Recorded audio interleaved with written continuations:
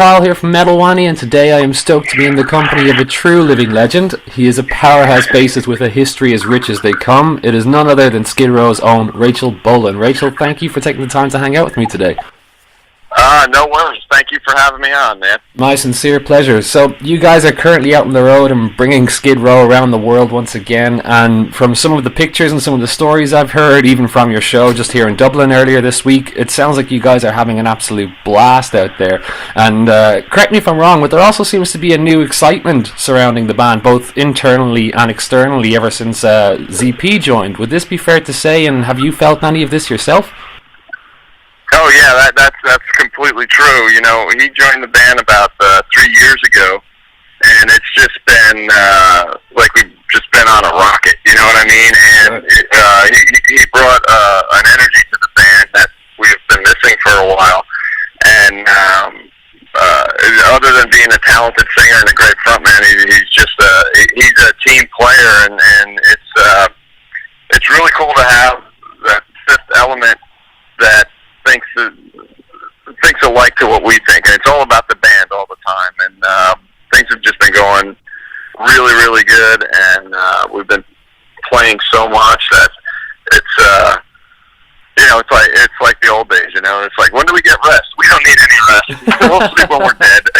You know? Very cool. Yeah.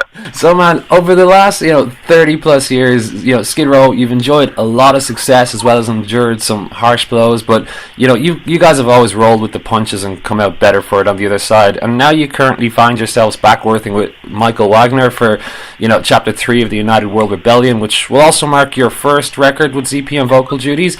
So it's going to be a big deal for you guys. Are you 100% excited for it, or is there any a hint of nervousness or trepidation given the generating excitement around it? Well, we're really excited about it, and to be working with Michael again. He's such a good friend. That it's just something that just adds another element to it. Another element of excitement. And we've been in pre-production and working on songs, and the only part that makes us it's a good nervous, because we just picking the songs to do is always the hardest part. So we're just getting into pre-production and making demos of everything, as every band does. And then it comes to the part of deciding what songs we're gonna actually put out.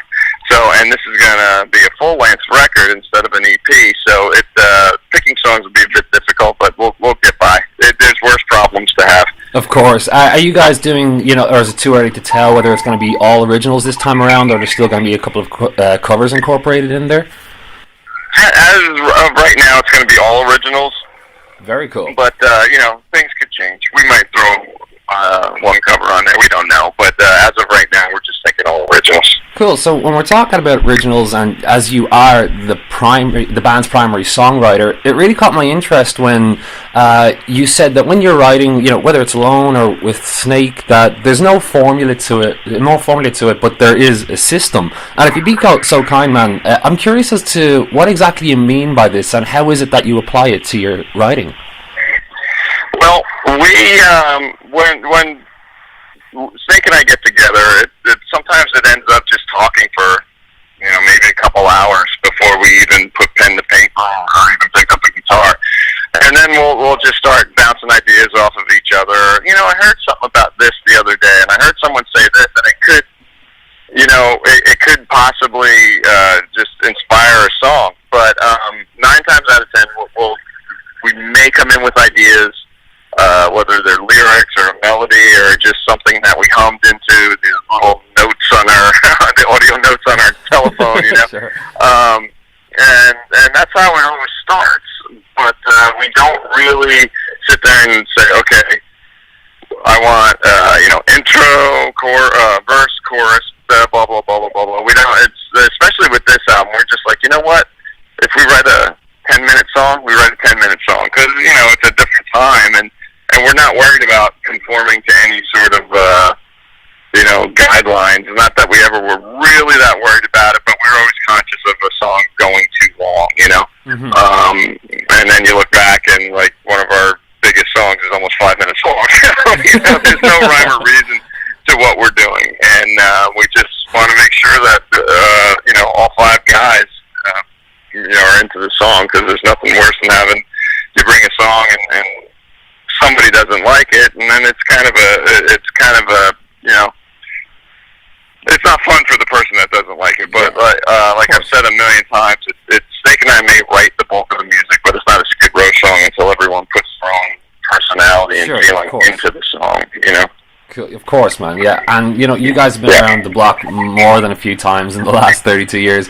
And in that time, a lot has changed, including the culture of rock and metal. You know, there's a significant divide in opinion throughout many of the artists I've spoken with that, you know, many feel that there are still a lot of fresh, forward-thinking musicians out there, while others feel like there's a large majority that are simply, you know, blatantly imitating or regurgitating something that's already been done.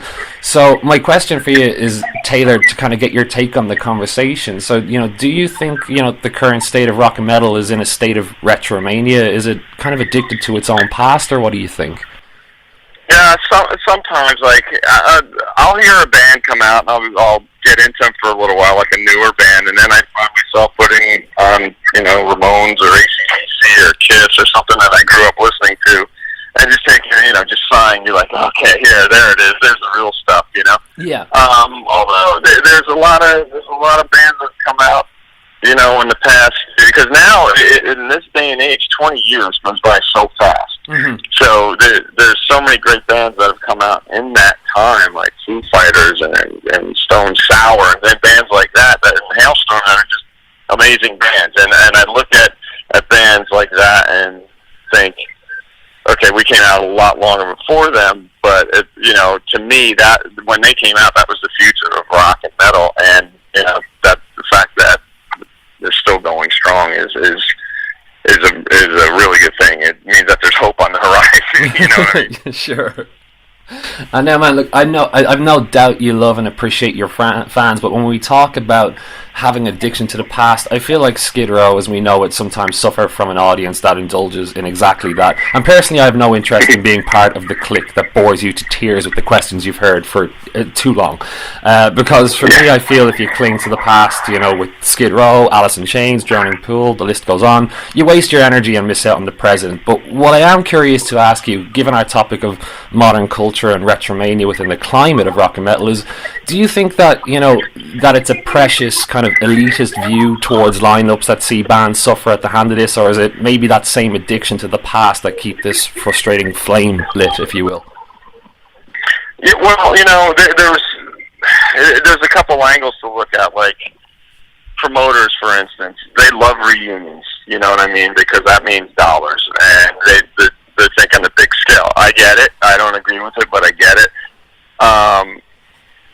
You know, some fans just don't like change, and that's a shame. You know, if I were like that, then I wouldn't have liked most of the lineups of Rainbow or you know, or Sabbath or AC/DC or Deep Purple. You know what I mean? And it's like things change, man, and that's maybe it's, you know, not to get all spacey and hippie, but maybe that's my the Aquarius in me that I just like change, man. I'm not afraid of change. And you know, some people are, and whatever. That's their thing. We're gonna keep doing this as long as we can keep doing it. And it took us a long time to find the absolute perfect guy for the band, but it's all full steam ahead right now. So it's awesome. We're down with it. That's awesome to hear, man. Because it's funny you say Rainbow there, because, you know, part of your answer there, I interviewed Graham Bonnet recently, and he pretty much mirror imaged exactly what you just said there. So you're definitely not alone. Yeah, it's funny you say Graham Bonnet, because he's playing on stage right now as I'm talking to you. You're kidding me! Oh my! That's crazy. I'm so sorry I'm keeping you from watching that, man. Oh, no worries.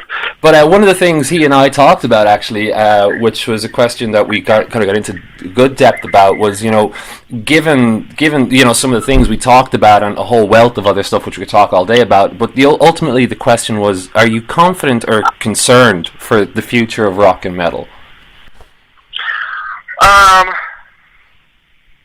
I'm pretty confident. I mean, rock and metal has always, it may have not been the strongest pulse at times, but it's always been a steady pulse.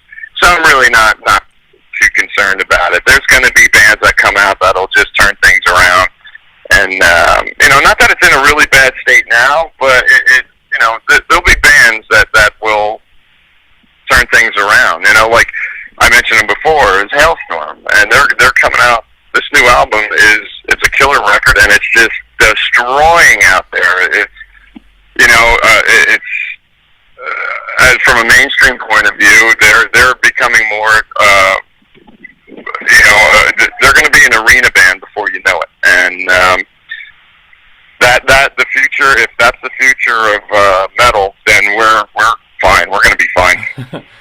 That's awesome, man. And, I won't keep you too much longer, Rachel. I just want to talk to you a little bit. There's been a great sense of excitement around what a new Skid Row album may or may not entail. Now, the Chapter 3 is in the pipeline. We know it's a full-length record. You've got some cool new songs for it. You've teased the names of some of the guest artists lending their talents to it, such as Corey from Stone Sour and, Lizzie from Hailstorm, who we talked about earlier.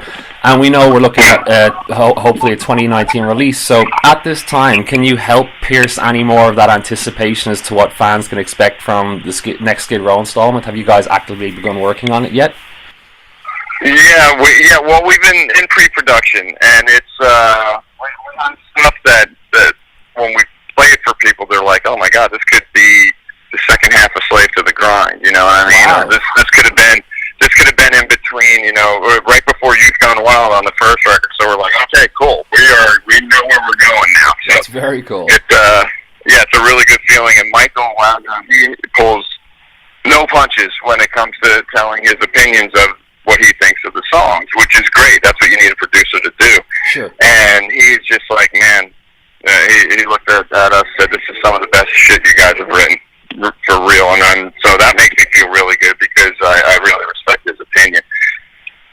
Awesome, man, awesome. I'm delighted to hear that all for you, Rachel. So look, have a great day, the very best of luck and everything for the rest of the year and beyond, and thank you for taking the time to hang out with me today. It's been a sincere pleasure, man.